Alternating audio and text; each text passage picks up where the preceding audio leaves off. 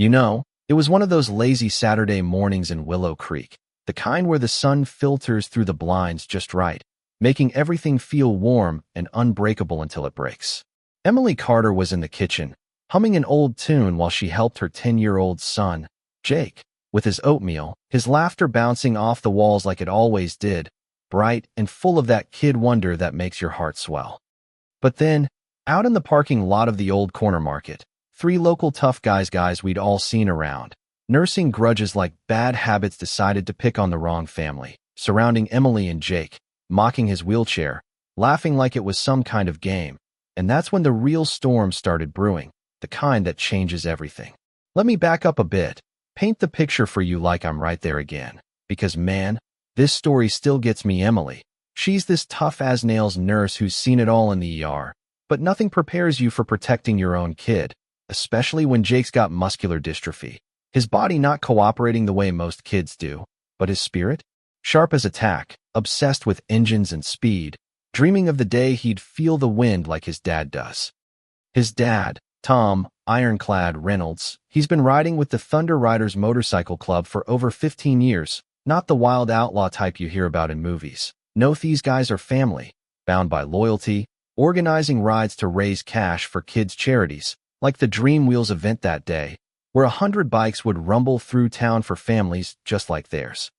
Tom had kissed Emily goodbye that morning, ruffling Jake's hair with that signature grin, whispering their motto, "Wheels turn, hearts burn strong," before heading out to rally the crew, leaving Emily to run a quick errand, thinking it was just another quiet day in our sleepy Midwest town, where folks wave from porches and troubles seem small. But Willow Creek's got its undercurrents. You see those three guys, let's call him Kyle, Mitch, and Derek, they weren't just random bullies. Kyle had beef with Tom from way back, some old land dispute where the club bought up a plot for their clubhouse, edging out Kyle's family business, a rundown auto shop that went under because folks trusted the riders more for honest work. So Kyle's simmering with that jealousy, that twisted sense of entitlement, figuring if he can't hit Tom directly, why not go after his weak spot, his family, make him feel small, prove he's still got power in this town. Emily pulls into the market lot, unfolds Jake's chair, and they're chatting about the ride later, Jake's eyes lighting up as he imagines the thunder of bikes. And then she spots them, leaning on their beat-up truck, beers in hand, even at 10 a.m., smirks twisting their faces like they own the place. "Hey, lady, need help with the cripple?" Kyle calls out, casual as if he's offering directions, but his tone drips with that fake politeness that hides venom. Emily freezes, her nurse instincts kicking in, scanning for exits, gripping the handles tighter. Jake looks up, confused, his small voice piping up. "Mom, why are they laughing?" And that's when Mitch chimes in, crushing a can under his boot. "Ah, look at the little wheels. Bet he wishes he could run away, huh?" Derek joins the chorus, stepping closer, blocking the van, their laughter echoing like a pack of hyenas, and Emily's heart pounds, not just fear, but that deep maternal rage bubbling up, the kind that says, "Not my boy, not today." She tries to stay calm. "Please, just let us go. We're not bothering you." But Kyle leans in, breath reeking of stale beer. "Oh, we're bothered, sweetheart. Your man's club thinks they run this town, strutting around like heroes time someone reminded you you're nothing special." Jake starts to whimper, clutching his armrests, and Emily's hand slips into her purse, fingers flying across her phone, texting Tom. Trouble at market hurting ushery. Miles away, Tom's prepping the riders.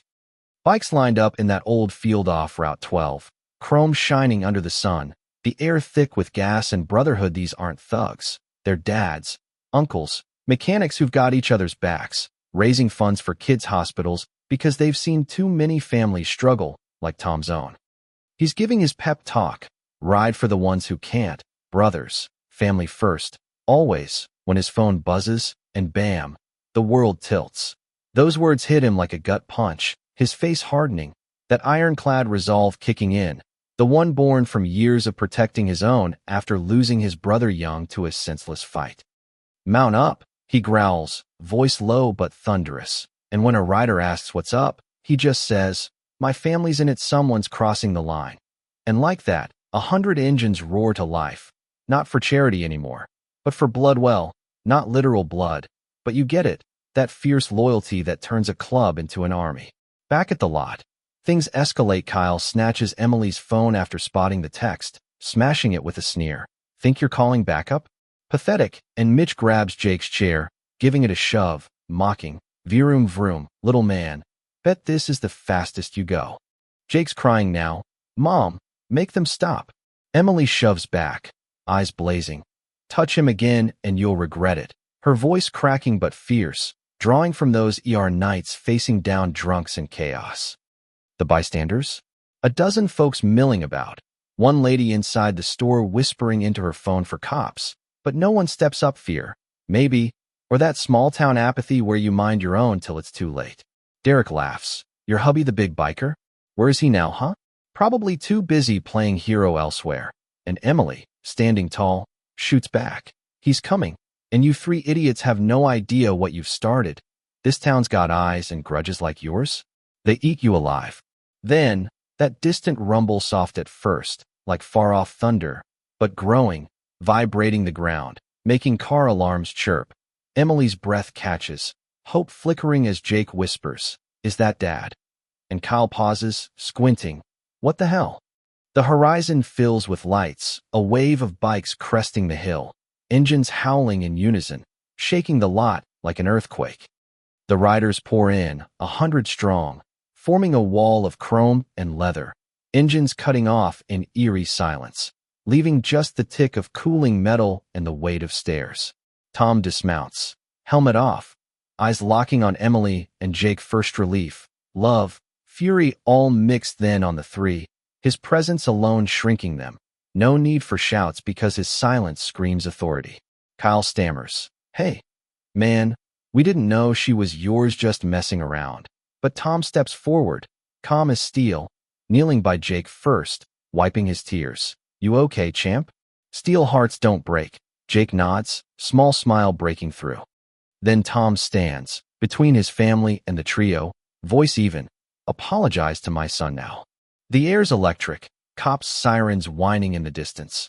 But the riders hold the line, their loyalty a shield born from shared roads and losses, like when the club lost a member to a drunk driver, fueling their no-tolerance for bullies. Mitch tries defiance. Or what? You gonna sick your gang on us? But a rider shifts, and they crumble. Kyle drops to his knees, voice breaking. I'm sorry, kid, we were stupid, angry about old stuff, the land, the club taking over. Didn't mean to hurt you. Jake looks him dead on, innocent but piercing. Why me? I never hurt you. And bam, that question guts them, tears flowing as Derek mutters. No reason. Just mad at the world, I guess. Cops roll up, recognizing Tom from community events, holding back as he nods. They're yours after the apology, and it comes, raw, real, the three stripped bare, no more tough guy act, just regret under the gaze of a town that finally sees. Tom turns to the crowd, voice steady. You all watch next time. Step up. Courage ain't about size, it's about heart. The video from a bystander goes viral that night. Millions seeing a kid's grace trump cruelty, the riders as protectors, not threats.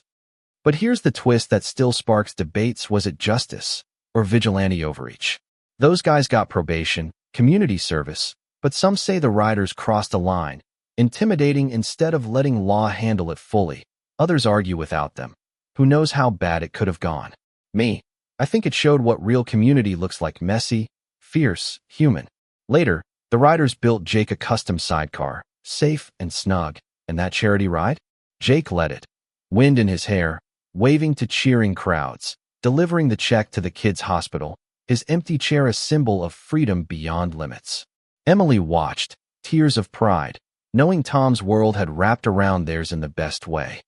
So what do you think was the club's ride-in right, or too much? Drop a comment below, share if you faced bullies or stood up. Your stories matter. Let's build that conversation, because in the end, it's about protecting our own, right? Hit subscribe if these tales hit home, and let's keep the dialogue rolling.